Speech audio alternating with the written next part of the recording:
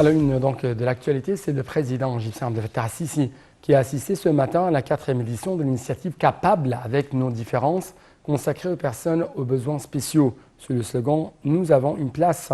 La cérémonie s'est tenue dans le centre de conférence d'Al-Manara. Elle a commencé par un film documentaire sur la réalisation de l'initiative Capable avec nos différences durant les 3 dernières années. Salam Maghrabi et les explications. Dans son allocution prononcée au terme de la cérémonie du lancement de la 4e édition de Capable avec nos différences pour les personnes handicapées au centre de congrès d'Al-Manara, le président Abdel Fattah el-Sisi a mis l'accent sur l'importance des lois et de la Constitution pour protéger les personnes ayant des besoins spéciaux. L'État n'est pas géré par les espoirs ou les conseils, mais à travers les lois et les systèmes, a souligné Monsieur le Président.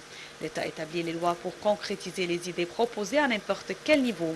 Ces lois doivent être la forteresse des personnes capables différemment, et un taux dans les emplois et les différents secteurs est toujours consacré à ces personnes, a ajouté le chef de l'État, soulignant son insatisfaction quant au problème d'un jeune dont l'adhésion à la faculté du MASCOM a été refusée parce qu'il a des besoins spéciaux.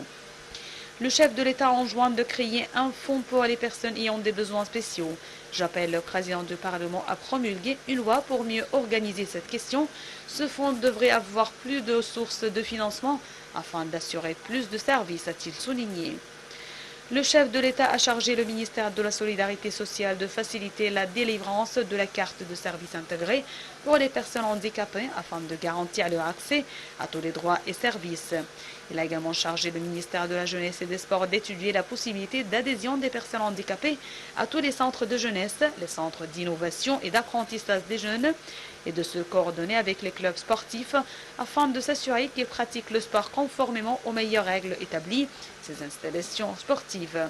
Il a également ordonné au ministère du Logement de prendre en considération les besoins particuliers des personnes handicapées en ce qui concerne les projets de logement, en leur consacrant un pourcentage dans les projets de logement mis en place dans les différentes villes.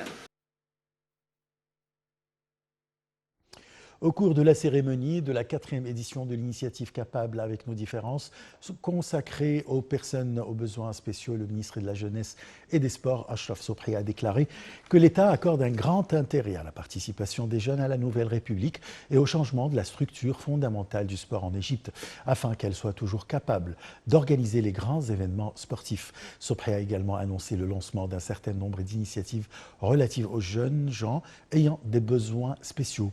Pour sa part, la ministre de la Solidarité sociale, Nevin Al-Qabbej, a affirmé que l'Égypte a adopté le système de la protection sociale comme un système fondamental dans ses programmes et ses politiques. Elle a également souligné que l'État a respecté les droits des personnes ayant des besoins spéciaux en leur assurant la qualification malgré les crises actuelles mondiales. La ministre a par ailleurs annoncé le lancement de 2 nouvelles initiatives ayant pour but de mettre fin à l'isolement des personnes ayant des besoins spéciaux. Le Premier ministre Dr Moustapha Madboul y a adressé un message de félicitations au président Abdel Fattah al-Sisi à l'occasion du Nouvel An. Le chef du gouvernement a exprimé ses meilleurs vœux au président Sisi, priant Dieu de rendre cette occasion au président avec une bonne santé et plus de succès. Il a également souhaité paix et stabilité, mais aussi sécurité pour l'Égypte. Dans un message, Dr Madboul a renouvelé au président Sisi l'engagement du gouvernement de déployer plus de travail pour réaliser l'aspiration du peuple égyptien.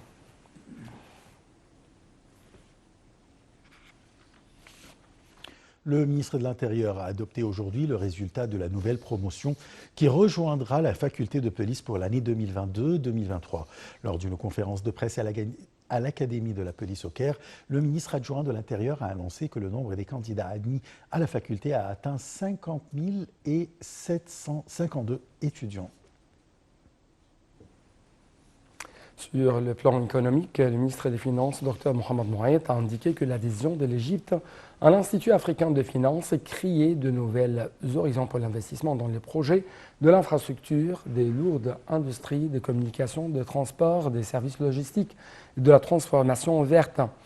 Dans un communiqué, M. Mourayet a souligné que l'Institut assurer des financements concessionnels aux projets des secteurs publics et privés, des financements qui optimisent la réalisation de développements ciblés et renforcent les capacités de l'économie égyptienne à travers les projets verts. Les indices de la Bourse du Caire ont clôturé aujourd'hui en hausse collective due aux opérations d'achat des institutions et des fonds d'investissement étrangers et arabes. L'indice principal EGX30 a gagné 0,64% pour atteindre 14 578 points. Les deux indices, EGX70 et EGX100, ont gagné respectivement 1,09 et 1,07%. Le Premier ministre israélien désigne